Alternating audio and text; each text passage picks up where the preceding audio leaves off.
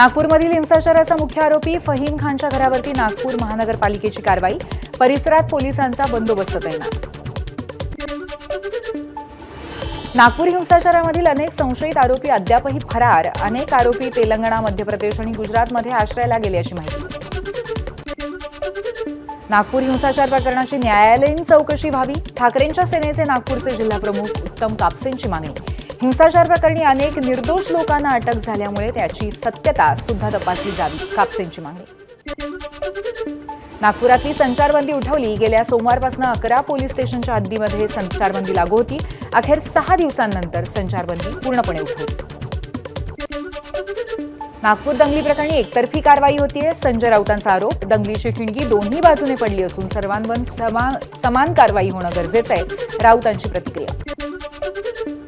देवेंद्र फडणवीसांनी गृह खात्याचा राजीनामा द्यावा, त्यांना गृह खात्याचं काम झेपत नाही, संजय राऊतांचा हल्लाबोल। नागपूर हिंसाचारानंतर सोशल मीडियावरील धार्मिक भावना दुखावणाऱ्या पोस्टवर ग्रामीण पोलिसांची कारवाई सुरू। आतापर्यंत नागपूर ग्रामीण पोलिसांकडून 3 आरोपींच्या विरोधात गुन्हे। रायगड किल्ल्यावरच्या वाघ्या कुत्र्याची समाधी हटवण्यासाठी संभाजीराजे छत्रपतींचं मुख्यमंत्र्यांना पत्र। इतिहासात कुठेही वाघ्या कुत्र्याचा संदर्भ नसल्यामुळे समाधी हटवण्याची मागणी। रायगडवरची वाघ्या कुत्र्याची समाधी हटवा, या संभाजीराजे छत्रपतींच्या विधानाला आमचं समर्थन आहे।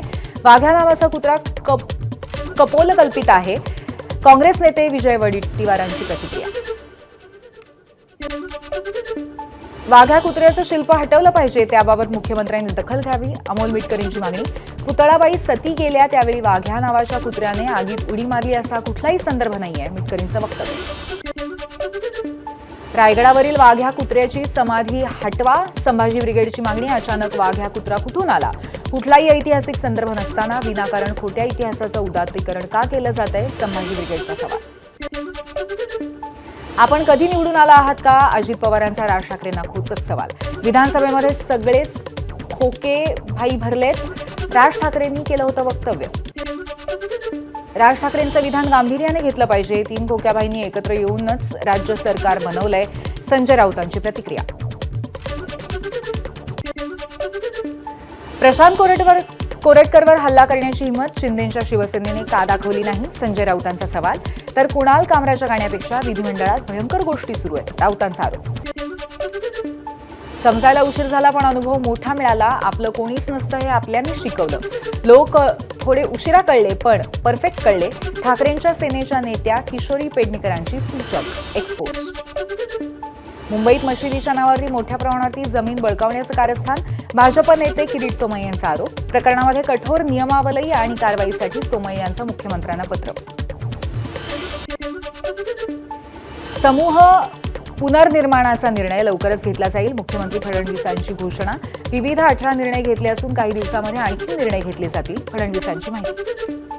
आरेनंतर मुंबई मेट्रोचा आणखीन एक प्रकल्प वादात, दहिसर ते मीरा भाईंदर मेट्रो 9 मार्गिकेतील डोंगरी कारशेडला स्थानिकांचा विरोध।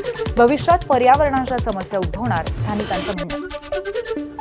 प्रशांत कोरटकरची अटकपूर्व जामिनासाठी हायकोर्टात धाव, दिलासा मिळणार की अटकेची टांगती तलवार कायम राहणार, यावर आज सुनावणी।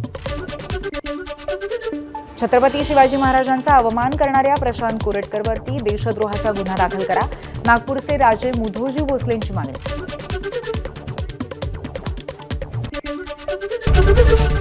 एबीपी माझा, उघडा डोळे बघा नीट।